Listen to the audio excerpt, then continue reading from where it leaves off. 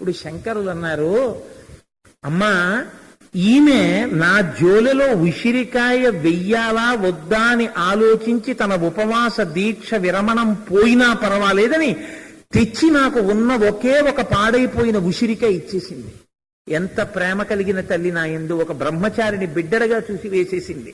నువ్వో త్రైలోక్య కుటుంబినివి, 3 లోకములు కన్న తల్లివి. ఒక్క గృహిణికి, ఒక తల్లికింత ప్రేమ ఉంటే బ్రహ్మచారిని చూసి 3 లోకముల కన్న తల్లివి నీకెంత ప్రేమ ఉండాలి?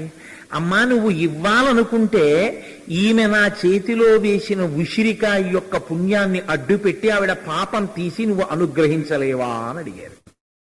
అడిగి శంకరాచార్యుల వారు స్తోత్రం చేశారు. అప్పుడు వచ్చింది కనకధార.